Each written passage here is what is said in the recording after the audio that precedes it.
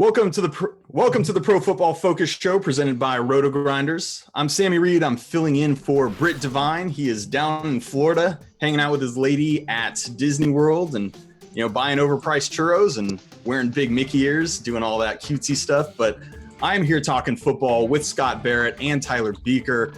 I will try to fill in for Britt as well as I can. I will try to be the Derrick Henry to his DeMarco Murray, as it were. But I get to talk football with you guys. Gentlemen, week 6 was not all that hot for me. I played too much Kevin Hogan in cash on DraftKings like a fish. Tyler, tell me about your week 6. How'd it go? Oh, I did 100% Hogan in cash, which is why I was happy I didn't do much cash games. I'm mostly a tournament player, so I was happy to just take all the zeros in cash and just win it all back in GPPs. The only bad thing I had was too much Buck Allen last week. He's the only thing that sunk my lineups, but a ton of Mark Ingram, a ton of Saints defense. It was pretty profitable. Oh, a bunch of Saints defense. That makes up for a lot of fish plays. Very good. Scotty, how was your week 6, man? Yeah, so it was awesome. I made over $1,000. I was the most accurate ranker per Fantasy Pros. My RotoGrinders article, like essentially every single person I touched on outside of like 2 or 3, either had like 12 targets or scored 19 DraftKings fantasy points. Unfortunately, I'm a fish too, and I played 80% Kevin Hogan in tournaments because I have a 12 o'clock article and I just couldn't figure out the stacks for Palmer and Deshaun Watson. So I just copped out and was like, let's hope he has a big, and then no, he doesn't. Because he's a fish play. We are just 3 fish swimming around in a bowl trying to get things right, man. Well, we will try to do better here in week 7. We're going to get it lit here. Guys, what I want to start off with this Thursday night game that's upcoming here in a little bit. We have Kansas City at Oakland. Kansas City, the last time I looked, 3-point favorites. Tyler, how do you see this game going, and how are you approaching it from a DFS perspective? I think the way to approach it is to enter a lot of contests with this game and fade it. I'm not really into many of the plays aside from Michael Crabtree and Kareem Hunt. What really kind of aggravates me is all these great games on Sunday night and Monday night, and we can't really get much exposure to it unless we want to play the primetime slate. So I'm entering a ton of Thursday through Monday tournaments. But looking at just from the Raiders' perspective, Derek Carr has been pretty terrible since coming back from injury. He's an easy fade given his recent performance. He hasn't thrown for 200 yards or multiple touchdowns since week 2. The Chiefs' defense is allowing the 3rd fewest DraftKings points to opposing running backs. That kind of eliminates that entire timeshare. I'm going to fade them all. Michael Crabtree is about the only wide receiver to get significant exposure to this week. The Chiefs play stationary with their cornerbacks, keeping Marcus Peters to one side, Terrence Mitchell to the other. Mitchell has allowed the most yards in coverage this year and given up 3 touchdowns. Crabtree has 18 targets over the last 2 weeks, scoring 20.2 and 17.2 DK points. I think he's about the only usable guy you can play with much conviction. Amari Cooper is for GPPs only. He's also going to get some run at Mitchell, so I think he's kind of in consideration here. I think it's just for hot takes, though. If you want, he'll get 100 yards and a score. That's about it, though. I have no interest in Jared Cook. No real interest in the Raiders' defense either. Scotty, what about you, man? How are you approaching this Amari Cooper situation? For $5,000, I took a little bit of the bait last week. Very little, but still way too much. It feels like he was so close to a big game, but he didn't quite get there. He had a couple of long gains taken back. He was very close to a touchdown. Price went up a little bit on DraftKings, $5,500. How are you approaching him specifically and then the game as a whole? Yeah, I'm not really sure what to do with guys who are just so obviously in a slump. I think Amari Cooper's a really good, talented wide receiver. He has struggled mightily with drops throughout his entire career, but just look at his last 5 weeks: 5 targets, 33 yards, 5 targets, 6 yards, 8 targets, 9 yards, 2 targets, 8 yards, 6 targets, 28 yards. I think he's 4th among his team in wide receivers in total yards from scrimmage. Danny Woodhead is averaging more receiving yards per game. It's just brutal. I get the thought that this could be a blow-up spot, but I tend to be someone who I want to see it first. I know he's super cheap, but I don't want to just keep being that guy who goes back to the well every single week. So I'm mostly avoiding him. Crabtree's always in play. We'll talk about wide receiver versus cornerbacks later, but you shouldn't be too concerned. with Marcus Peters, no wide receiver will see him on more than 35% of his routes. Moving along to Kansas City, though, I have no idea how the Chiefs are favored only by 3. Last time I said this, I was very wrong, but I might want to bet Kansas City in this game. Kareem Hunt, my boy for life, isn't a great matchup. The Raiders are allowing the 10th most fantasy points per game to opposing running backs. Charkandrick West is out with a concussion. So Kareem Hunt will serve in an every down capacity. He played all but 6 snaps last week once West was sidelined. Hunt is our highest rated running back by a landslide. He leads all running backs in missed tackles with 43. That's 14 more than the next closest, who is Le'Veon Bell, who also has 37 more touches. Hunt leads in yards after contact with 3.46, with the next closest not even breaking 3.0. Derek Carr did not look right last week. And like I said, I think the Chiefs win this handily, contrary to Vegas, which should give Hunt plenty of positive game script. He's easily my top running back play of the week. Ownership be damned. Travis Kelce has seen between 7 and 11 targets in every healthy game. This is a matchup DFS players have historically liked to target against tight ends, though the data doesn't fully support that. I prefer Ertz on this slate, but he's still a very strong play. Hill has seen between 6 and 8 targets in every game. Granted, he was dealing with a few minor injuries over that stretch and has practiced in full this week. He's very boom or bust. Obviously, you don't need my analysis to tell you that. He's also a little overpriced, but still a fine tournament play. Though the Raiders haven't given up much production to wide receivers thus far, their cornerback talent is far worse than what they've allowed. And he really looks like someone who could take advantage of where they are weakest. So I'm not too on that play.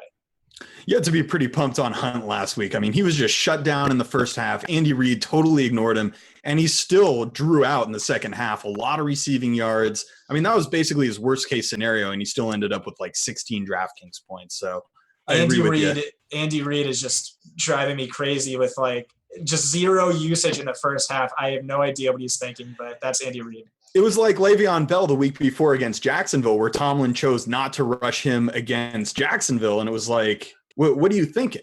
But even so, I mean, you know, we can't kind of count on NFL coaches to do the right thing, I think, is the moral of this story. Tyler, who do you have in this game if you were going to take a side? Kansas City is 3-point favorites. What side do you like the best? Kansas City as well. After diving into it a little bit more, there's just very few positive plays for the Raiders offensively. I just don't see them lining up very well. And with no Charkandrick West, I think it's a big game for Kareem Hunt. He could finish as one of the top 3 running backs this week. There we go. Super struggles for Oakland these days. Guys, let's move on to the Sunday slate. Let's start off with quarterbacks and talk about some of the studs and values and duds that we see on this slate. Tyler, I'll start with you. Who's your big stud here? It's tough because there's so many great quarterbacks to pick from. I'm going to lean Drew Brees. He's thrown multiple passing touchdowns in all but one game so far this year. And the real reason to play him is just Green Bay's secondary. Their trio of cornerbacks, Demarius Randall, Kevin King, and Devon House, all rank among our bottom 25 graded cornerbacks. The last time Brees played Green Bay, he threw for 300-plus yards, 3 touchdowns, and completed 85% of his attempts. One major thing for Brees is he's getting back his tackle, Teron Armstead. Last year, he was one of PFF's top 10 pass blocking tackles, and I think he's going to be a huge get for the team. I'm not too worried about game script at all. I think they're going to keep throwing. They're only, I think, 4.5-point favorites now at this point on the road. It's going to be interesting to see how they do against Brett Hundley, and I think they're just going to keep throwing, though, and Brees is going to stand to pick up a lot of fantasy points that way. Now, obviously, we've seen Drew Brees have big splits home and away over the last, 5-6 seasons, what have you. Does the fact that they're away, is that mitigated by the really good corner matchups for you? I think so, yeah. It's just such a plus matchup. I think Brees could take advantage, no matter like what wide receiver he targets. They're just all in great spots here. And what about for you, Scott? Who's your big stud for this slate? Every week I find a bunch of stats that surprise me, but it's very rarely fantasy points per game. And Dak Prescott ranks second among quarterbacks via that stat, which did take me by surprise, but he has been playing fantastic, and he was fantastic last season. I think one of my bold calls back from May. One was Kareem Hunt's going to be a league winner, but the other was Dak Prescott's. Yeah, gotta sneak that in there. Hey man, you got to keep the brand strong. That's what we're doing here. It's all about the brand. The other was Dak Prescott finishes the year top 3 among quarterbacks in fantasy points per game. 49ers actually don't look too bad in terms of production allowed, but they rank last in the league in PFF pass coverage grade. That could cause him to go lower owned than he otherwise should be. People are just looking at that to play matchups, but I have a feeling he's going to be pretty chalky on this slate. Zeke is in a smash spot as well, up against a San Francisco defense that has allowed the most fantasy points per game, to opposing running backs last season, and the second most this season. So he's probably someone you want to pair with Prescott if you're going to play him in cash. But the 49ers rank 15th in rushing fantasy points per game to running backs and second in receiving fantasy points per game to running backs. So if that trend continues, that should be another boost for Prescott. But really another great reason to like Prescott is the obvious stack in Des Bryant, but I'll talk more about that a little later. I agree with you there. It's going to be interesting. I believe the 49ers are going to get Reuben Foster back this week. Obviously, they cut Navarro Bowman recently. He was not playing well. He was losing a lot of snaps. Reuben Foster potentially is a really good piece of that run defense and potentially could filter some more volume to Dak Prescott. So we'll see how that goes. I really like Dallas here. Obviously, San Francisco is also playing at a very high pace. They're about average game script neutral, but they've been in such negative game scripts that their pace is really sped up. And that really helps the opposing team run more plays. So I like all of those options. Tyler, let's talk about who you have at your value quarterback. Yeah, my value quarterback is Tyrod Taylor this week, 5,100 on DraftKings. The Bills are coming off the bye. They're playing at home, and they're taking up a banged-up Bucs defense. Levante David, Noah Spence, TJ Ward, and Keith Tandy were all limited in practice on Wednesday. Tampa Bay has allowed the second most fantasy points to opposing quarterbacks to start the year. They've allowed every one of their opponents to either throw for 300 yards or multiple passing touchdowns. Every single one of their opponents has scored at least 16 DraftKings points. That's that 3x value that we're searching for here with Tyrod in cash games. And he's just killed it at home as well. He's scoring 18.8 DK points at home versus just 11 on the road. I just think they're in a great bounce back spot here, playing at home against the Buccaneers. I'm completely with you on Tyrod, especially on DraftKings at 5.1. It's a huge value. The other thing I like is that the Bucs have the second lowest adjusted sack rate in football. They are getting almost no pressure on the quarterback. I think that really sets up well for Taylor to be able to read and then run potentially. Scotty, who you got for your value guy? I have Marcus Mariota. So 21% of his career fantasy production has come on the ground. That ranks fourth most among all 32 quarterbacks to attempt at least 600 passes since 2015. That is significant, and a nagging hamstring injury likely does rob him of some of his upside. But I'm hoping that might cause him to go a tad under-owned in what's absolutely a blow-up spot. The Browns are a glaring funnel defense, ranking third best in yards per carry allowed, but last in opposing passer rating. By two different opponent-adjusted metrics, Cleveland is easily the best defense to stream quarterbacks against. They're giving up 0.59 fantasy points per dropback, but their expectation has them at only 0.39. In terms of fantasy points per game, they're giving up 6.9 fantasy points per game, more than their expectation. What does that mean?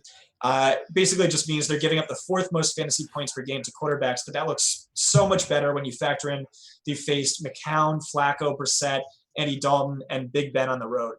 Man, JV squad right there. Who's your favorite receiver to pair him with? We've seen Rashard Matthews be kind of his go-to guy. Last week, he targeted Decker a whole lot more. If you're stacking him in tournaments, who's your favorite Tennessee Titans wide receiver here? So I was just talking about these fantasy points per game over expectation, and the defense that ranks worst, two tight ends, is the Browns, which makes me like, and he ranked last by that same metric last season, so that makes me like Delaney Walker a lot this week. Love it. Let's go to our duds, the guys that you think are not going to perform this week, the guys that you are going to fade in DFS. Tyler, let's start with you, man. I'm going to keep this brief. It's Phillip Rivers. There's really no reason to play him here, given the plethora of cheap QBs that you can choose from. Since 2014, Rivers has averaged 17.2 DraftKings points against Denver. He's averaged 22.4 against everyone else. He hasn't thrown multiple passing touchdowns against the Broncos at home since 2012. I'm just going to save my money and play literally anybody else cheaper than Rivers or more expensive. Love it. Love it. Scotty, what about for you, brother? I'm going to fade Big Ben at home. Adam Jones potentially sitting out might change things, and Antonio Brown would be an absolute must play if he does sit. But I'm fading Ben until further notice. He has a worse passer rating and PFF grade than Jacoby Brissett. The guy tried to retire earlier in the season. Martavis Bryant wants a trade. Their offense just looks ugly, and Cincinnati ranks 7th best versus quarterbacks against their expectation. See, this hurts me so much. I'm a big Steelers fan, and man, that he's got just worse than Jacoby Brissett just tilts me so bad. I know I'm going to fish out some money, just like last week with Hogan, and play some Ben in tournaments. I'm just chasing that game, man, but I agree with you. In a game theory sense, it is just not a good play. So let's move on to running backs. Talk about the studs here. There's a bunch of really good running backs that are high priced that are, kind of just set for a lot of good volume here. And it's really tough to pick one or two, especially on DraftKings where the pricing has gotten really, really tight. Tyler, let's start with you, man. Who's the one running back you're really looking to jam in? Yeah, I agree. It's really tight pricing this week by DK, especially when you're looking for those high guys that are guaranteed volume. I'm going to look at Zeke if it's going to be anybody. I was a little surprised he was priced at just $9K, given all the debate around his status of playing or not. But he's averaged 24 carries and 4 targets per game outside of week 2 when he played Denver. That was a really weird game, so I'm kind of just chalking that up as an outlier.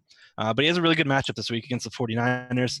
They're allowing an NFL high 70.8 snaps per game. That just leads to a ton of volume for the entire Cowboys offense. I really liked Scott's call of playing Dak. I'll probably find some ways to get Dak, Zeke, and Dallas Cowboys in some lineups just as a way to leverage all of the touchdowns that are scored. Just full onslaught. Just get it out there. Bring it back with some Garcon. We'll see how it goes. goes. There you go. Love it. 49ers have allowed the 3rd most rushing attempts against, and they've allowed the most receptions to running backs against as well. That's just a ton of ways for Zeke to score. The defense lost Navarro Bowman, as you had talked about earlier, and they also lost Arik Armstead with a broken hand due to IR. He was playing really well this year. I think that's actually a really big blow for their defense. Zeke's just in a smash spot this week. Love it. Scotty, who's your guy? Obviously, we talked about this is a very tough slate to pick one high-priced running back, and Kareem Hunt's not on the main slate, man, so you got to go off-brand a little here.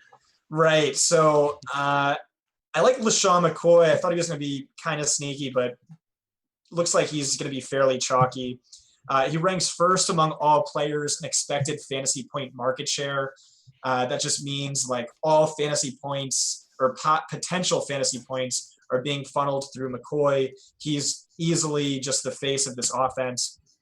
And he also ranks 6th among all players in expected fantasy points per game, much lower than his actual fantasy points per game, indicating he's due for some passive regression.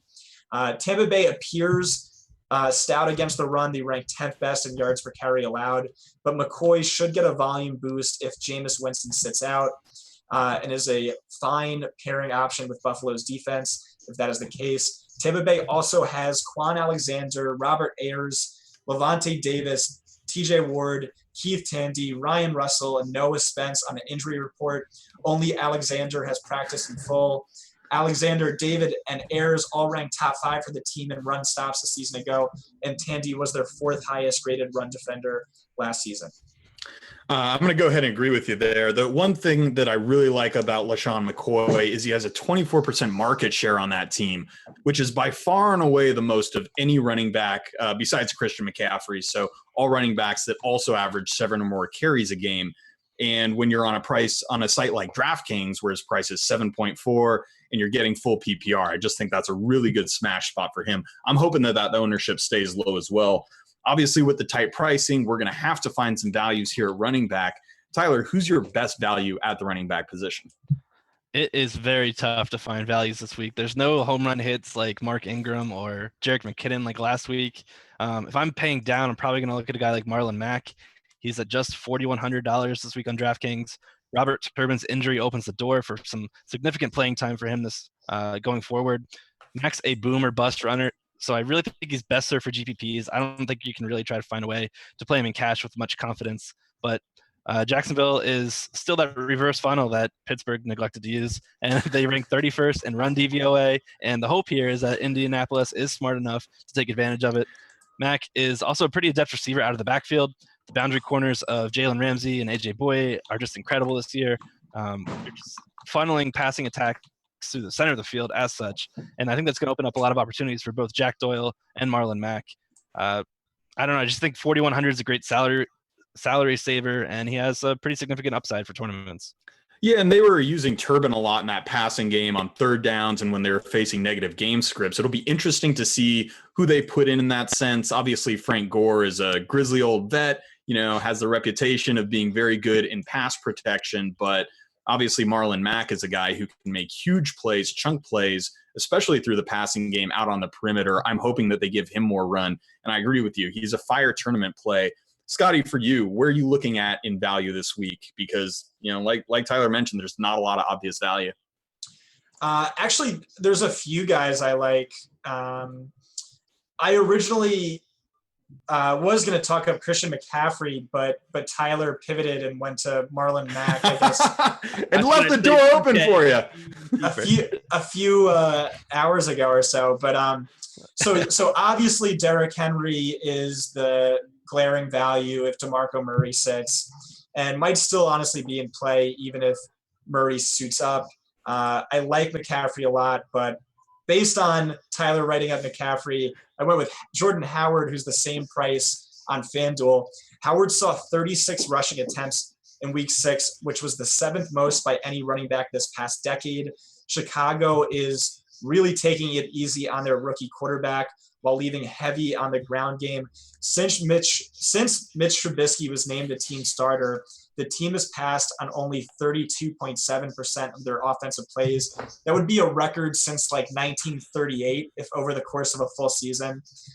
When Mike Glennon was the starter, they passed on 57.5% of their offensive plays. And a big thing for me is monitor the status of Luke Kuechly. If he is out, that makes Howard a very strong play.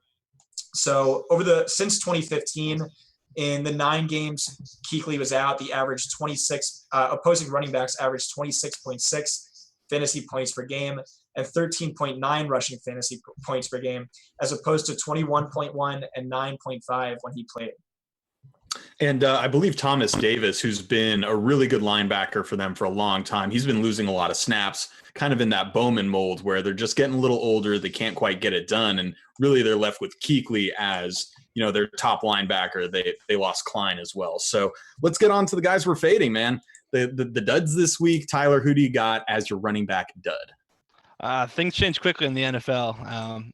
Javorius Allen is my dud this week. He was a guy that I thought was an absolute must-play last week. I had 70% exposure to him, and I'm not really sure if this is recency bias or not. We're seeing Alex Collins get in there and get a good amount of touches as well.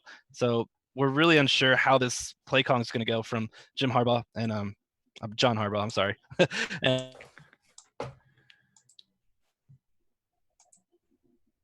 and I just think he's a fade for me. The Ravens' offense is a complete mess. They rank bottom 5 in third down conversion percent.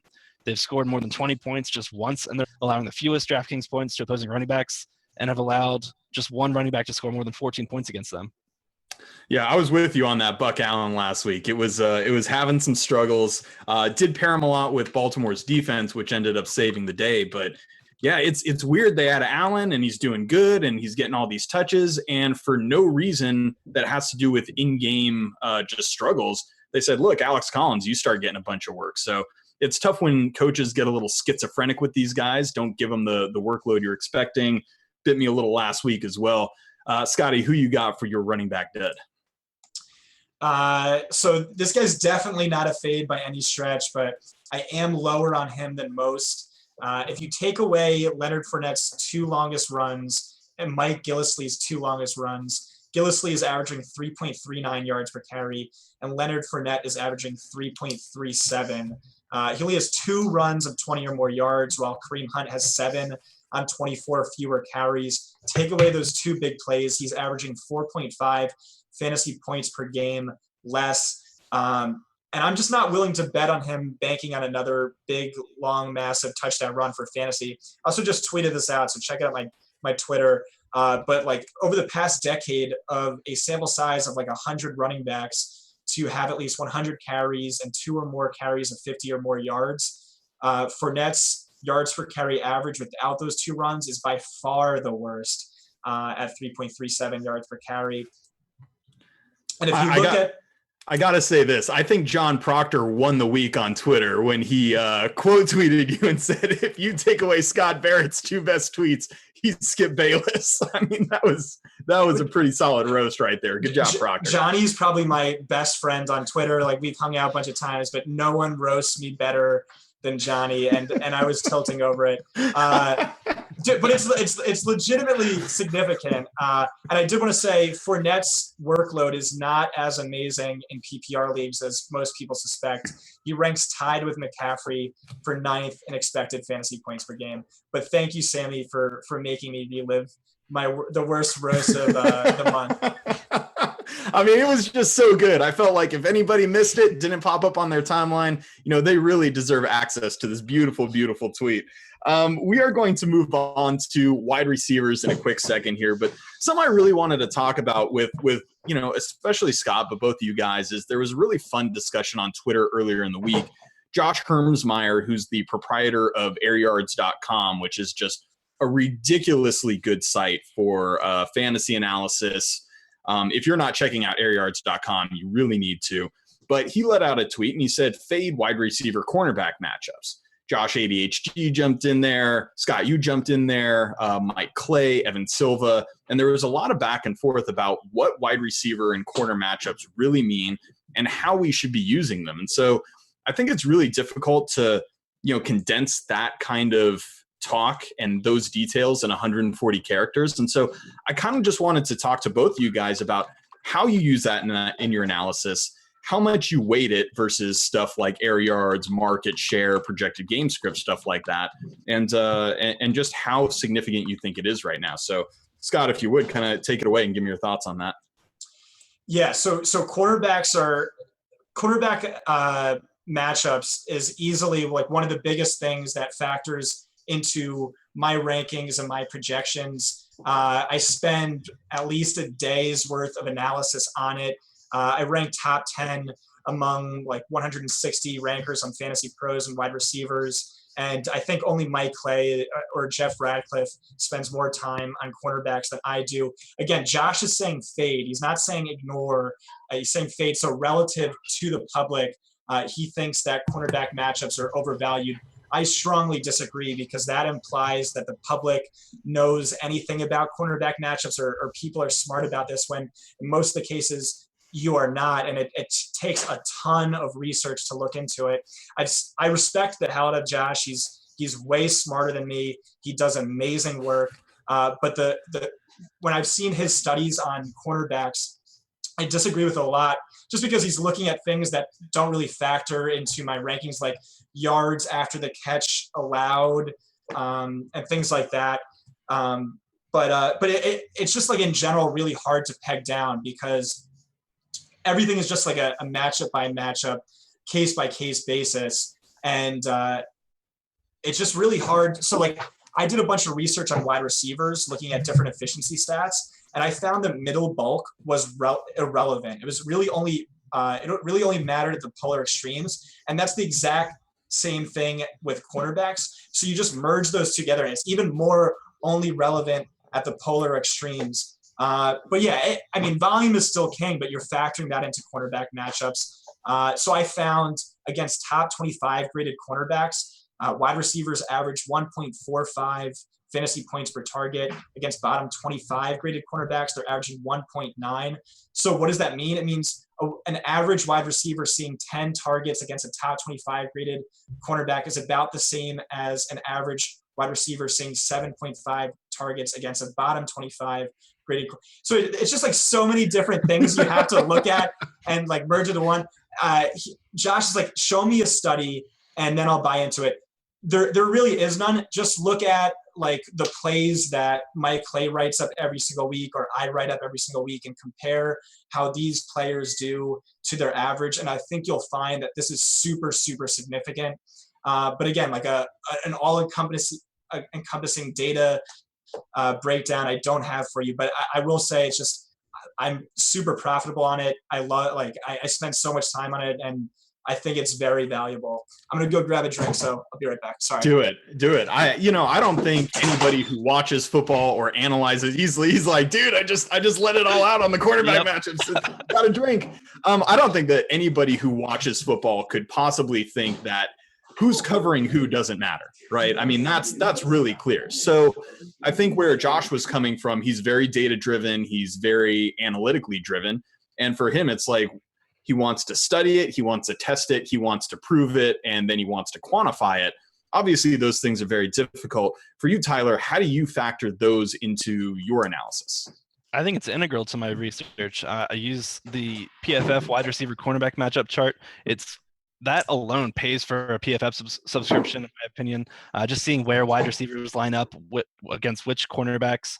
Seeing a wide receiver that runs 78% of his routes from the left, and you see he's going against one of our bottom 25 corners, yeah, I'm going to load up on that. There is some, like Scott referenced with the extremes, I think the best example we saw of it was Des Bryant this year, how he struggled early to begin the year and how he's turning things around now. Now the schedule is lightened up and he's not facing elite cornerback after elite cornerback. There's just a lot to it. Honestly, just looking at our wide receiver cornerback matchup chart every week is a must.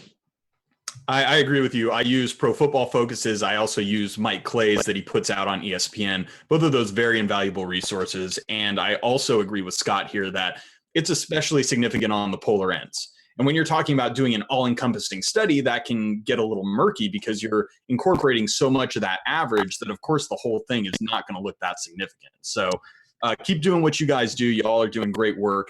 Let's move on to some specifics of the wide receiver position. Tyler, I want to start with you. Who's your one stud that you're jamming in all over the place this week?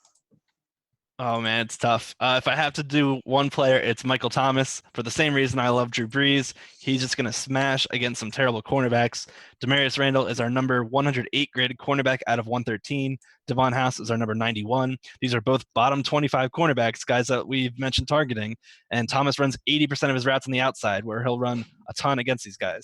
He's coming off a poor fantasy outing last week, and I think he's in a prime bounce back spot here. I'm hoping recency bias kicks in and others try to pivot towards Mike Evans or Des Bryant because they're similarly priced and are a little burned from his previous week where he just scored 4.1 DraftKings points. But he scored 22.9 and 21.7 the 2 weeks before. He's averaging 8.6 targets per game, a 23% target market share. And the Saints are top 12 in pass play percent and ranked 5th in red zone attempts per game. So we're seeing a Saints offense that's passing a ton and getting a lot of scoring opportunities for the wide receivers. I'm going to try and get Drew Brees number 1 wide receiver anytime I can in those situations.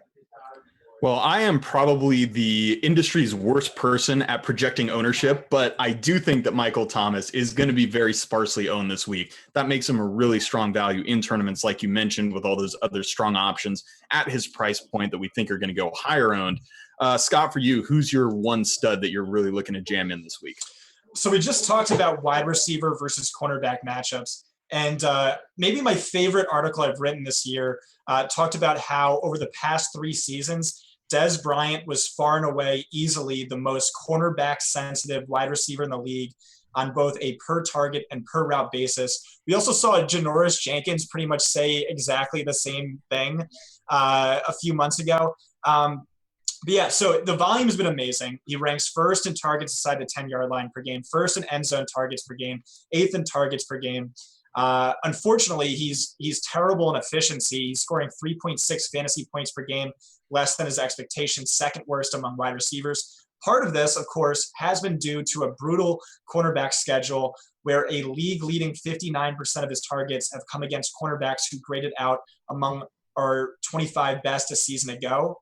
However, he has a much softer draw this week against a San Francisco defense with starting cornerbacks Dante Johnson, Rashard Robinson, and Kwan Williams all ranking among our 20 worst rated. It's really a good matchup for all the wide receivers. not Jason Witten, who I'll get to in a little bit. But yeah, I'm loading up on Des Bryant this week, despite him being, I think, like top 5 in salary. I love it. I'm big on that Dallas passing game. I think you can bring it back with Pierre Garçon. I'm a big fan of Pierre Garçon this week. I mean, he's seen fewer than 8 targets in one game this week. He's 6th in total targets in the NFL.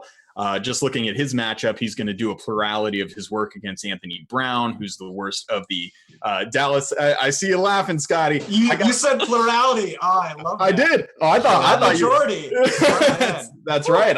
I thought you were just happy I cited some cornerback matchups for you, but I really love that stack. Obviously, we're going to need to get some value here in the middle tier of wide receiver as well. Tyler, who's your favorite value wide receiver this week?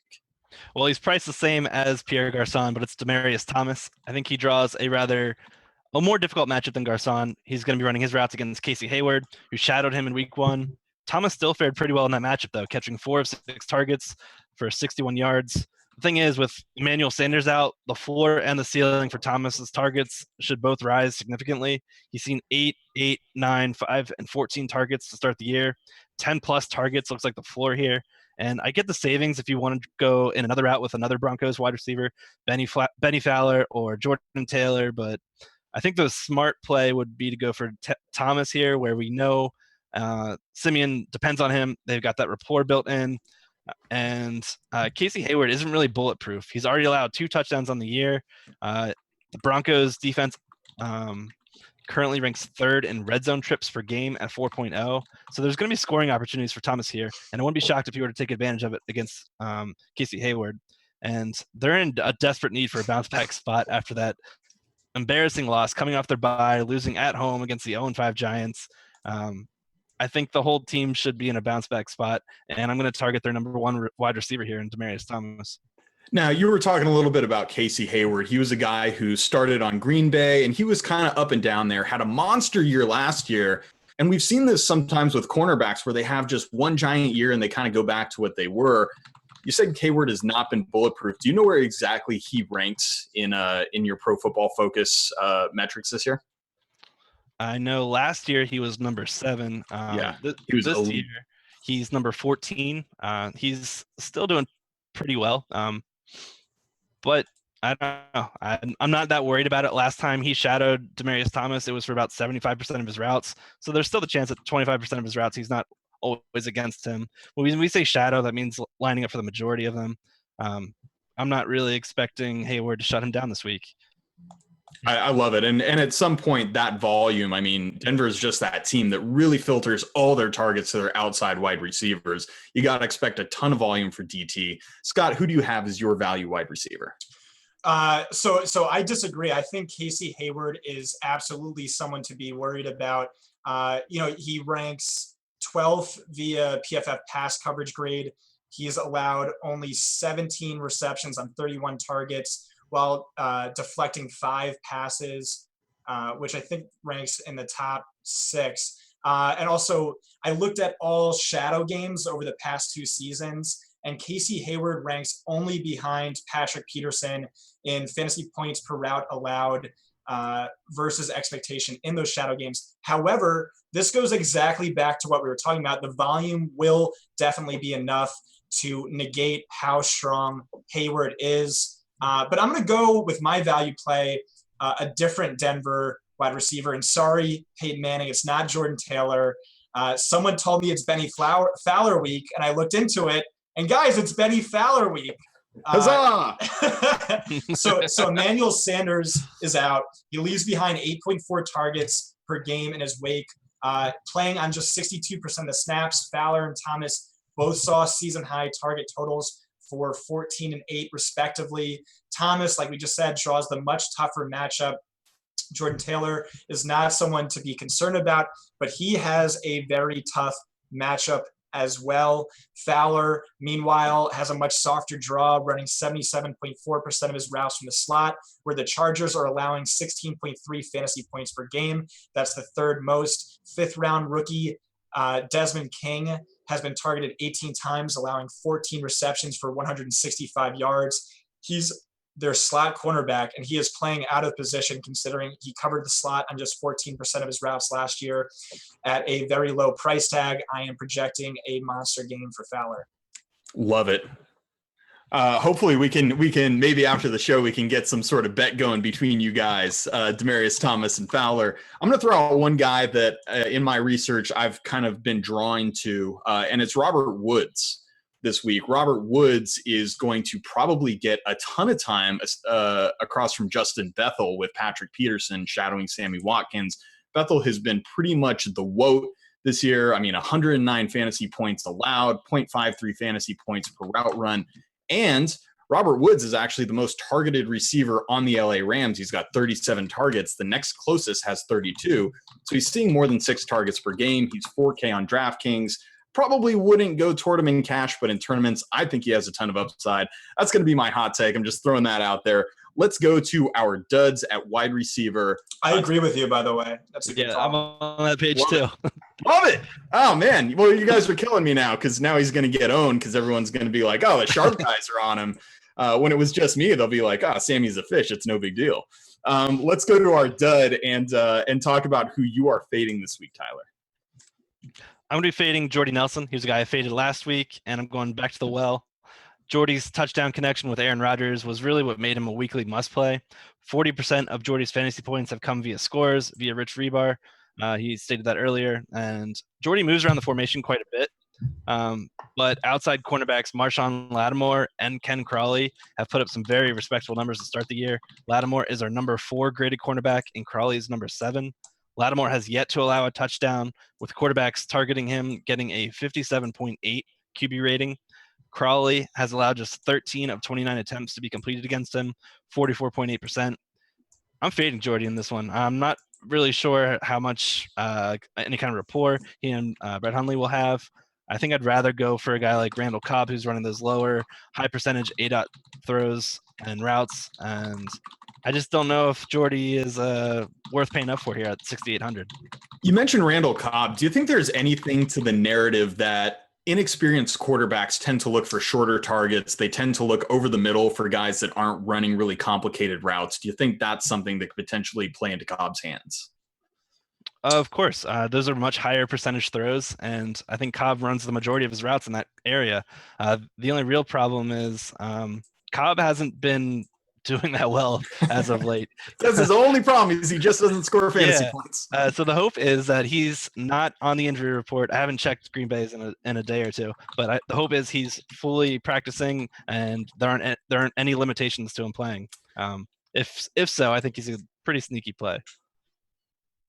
Scotty, let's move on to you. Who is your wide receiver dud of the week? That would be T.Y. Hilton, who I think is going to draw somewhat heavy ownership at home. So Hilton saw, unforgivably, just 4 targets in a 2-score loss to the Titans last week. But that highlights a serious issue with Hilton, who ranks 32nd among wide receivers in expected fantasy points per game. He's just not seeing a lot of target, nor especially valuable targets, meaning not his usual workload in terms of deep targets per game, air yards, work near the end zone. But things look especially bad for him this week in shadow coverage against Jalen Ramsey, our 3rd highest graded cornerback.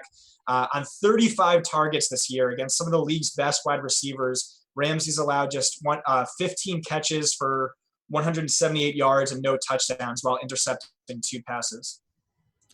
Not good. Doesn't sound good for T.Y. Guys, let's move to the tight end position. The tight end position is straight bad this week. And there are good plays, but there's no high price studs. Obviously, we don't have Gronk, who's basically our biggest stud. We don't have Kelsey. There are good plays. So let's talk about those, but maybe we don't have to go so much into stud and value because there's just no high price studs. Let's talk about these middle price guys that we think can really hit here. Tyler, I'll start with you. Who do you really like at the tight end position? It's tough without the studs. I mean, those are guys that I'm normally trying to pay up for in tournaments. And as a tournament player, those are guys that I have heavy exposure to. The guy that I'm probably going to be paying up and playing the most will be ASJ.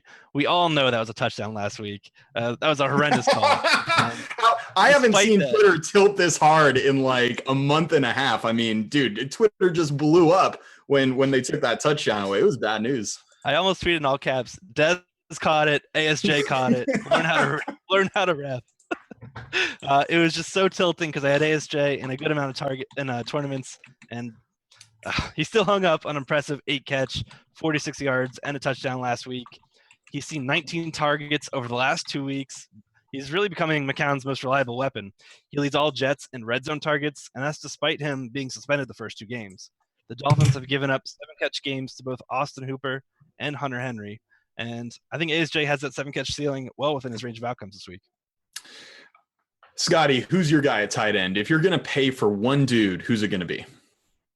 I'm going to cop out and say I'm going to have like even exposure to 7 different guys. That's awesome. That way you can't lose too much and you also can't win too much. Just hedge life it.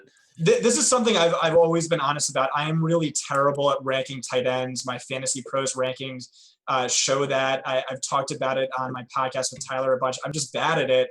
So I'm never going to go all in on one guy. I'm going to have near even exposure on a bunch I like. And this is a great week to do it.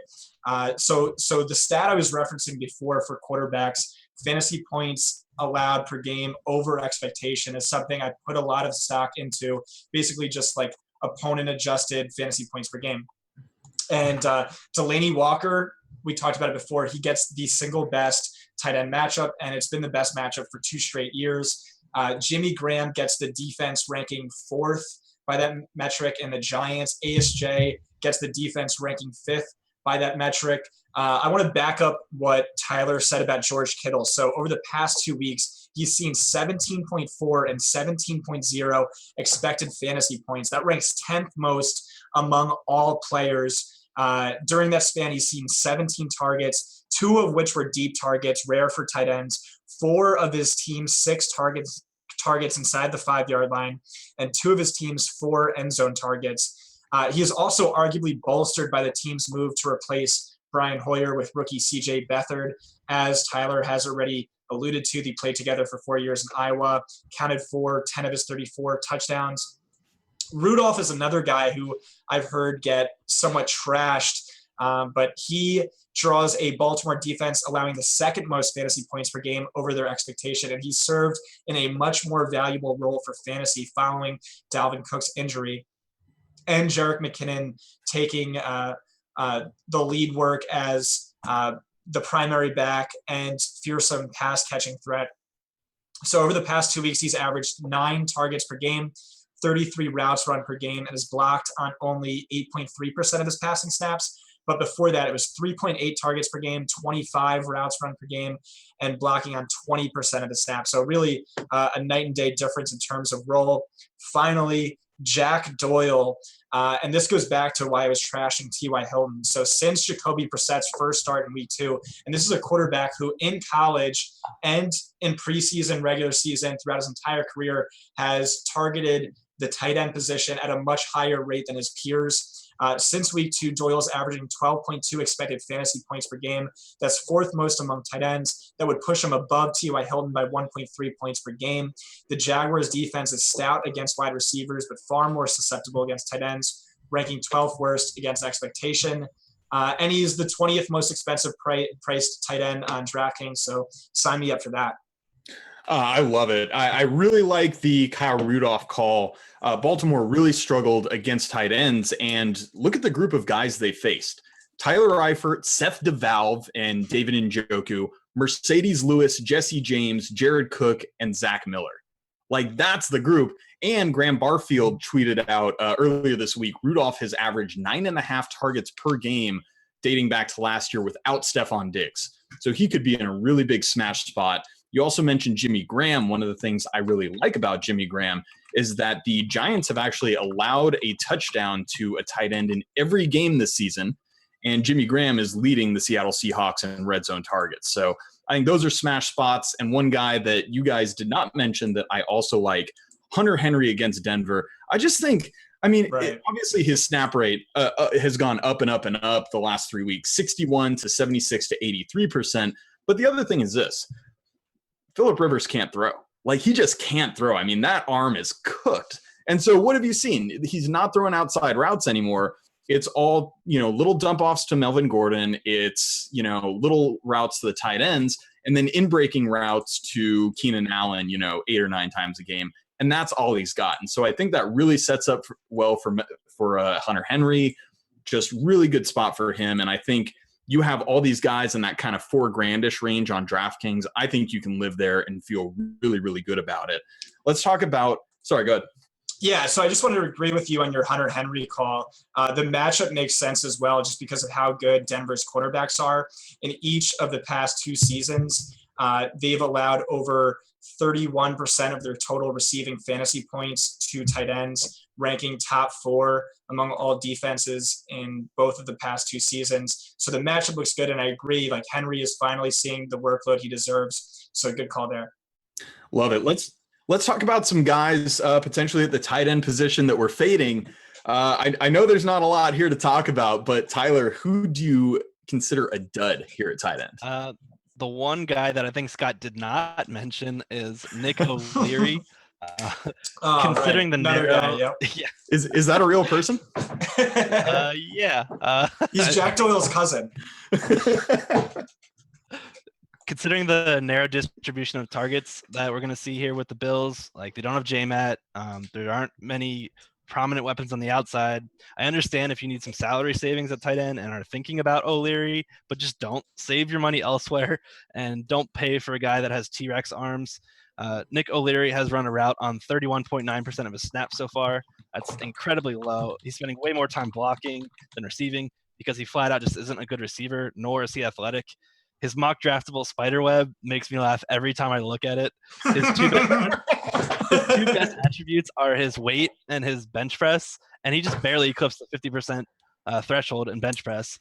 He runs a 4.93 40. I've heard some buzz about it. That's what I run. That's good. Yeah, you could beat that. It's just such an easy fade for me. I don't understand the buzz around it. Good call on that one. Scott, for you, obviously, you did not mention O'Leary. Is he your dud as well, or do you have somebody else in mind? No, I actually kind of like O'Leary a little bit. But Tyler definitely made good points. 4.93 yard. Wow, that's bad. Jason Witten is my dud. Opposing tight ends are scoring 5.4 fantasy points per game fewer than their expectation against San Francisco, which ranks best in the league for any defense. We already talked about how poor their cornerbacks are, so it doesn't really make sense targeting safety Jaquiski Tart via the tight end, considering he ranks 4th best at the position in PFF coverage grade. They shut down Greg Olsen, Jimmy Graham, Jordan Reed, so not really too optimistic about Jason Witten. Love it. Let's talk about, we have a couple minutes left here. Let's talk just a bit about the Atlanta game and the New England game on Sunday night. These teams, obviously, we saw them play in the Super Bowl, and these are Pro Football Focus's number 2 and number 3 teams in terms of percentage of man coverage that they play. And so I kind of wanted to just talk about, especially from New England's perspective, how you expect them to attack Atlanta and what that kind of means from a daily fantasy perspective. Tyler, I'll start with you. Who do you like on that New England side? I really like Brady. I really like Gronk. The rest is kind of difficult.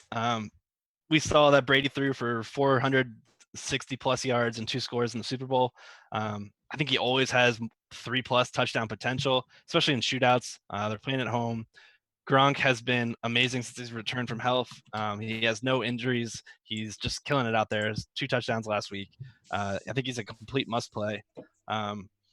One guy I'm kind of interested in, mainly just on the primetime slate, is Dion Lewis. He's sneaking his way into significant playing time. His snaps have gone up 4 consecutive weeks. His touches have gone up 4 consecutive weeks. And he just outtouched James White 11-7 last week in a game where the Patriots actually needed to pass against the Jets. Those are about the guys that I kind of only want to get some exposure to. I understand some, what's his name? Brandon Cooks as well. He's always a big play waiting to happen. I think this is one of those games where he could go off, but again, it's one of the lower percentage plays where you want to target him. And Scotty, really fast, give me a take. If you're going to take one guy on this New England part of the passing game, last year in the Super Bowl, we saw Amendola, Edelman, and White be their 3 most targeted receivers. if you're going to take one guy from this game on the New England side, who is it? It's James White. He's seen 28 targets over the past 3 weeks. That ranks 6th most among all players. Atlanta ranks 5th worst in receiving fantasy points allowed to opposing running backs after ranking 1st worst last season. We saw White with a performance that should have won him the Super Bowl MVP. He's my not good looking enough. He's not good looking enough to win the Super Bowl MVP. You had to have Tom on there. It had to happen. Gentlemen, we're going to wrap it up with that. This was really fun. Thank you guys so much for having me on. Hopefully I did a good enough job to where Britt, he just comes back and you fire him and, we can just do this every week. But that is going to wrap it up, guys. Thank you so much for having me. Thank you from Scott. Thank you from Tyler. This is Sammy, and I hope you guys have a great week moving forward.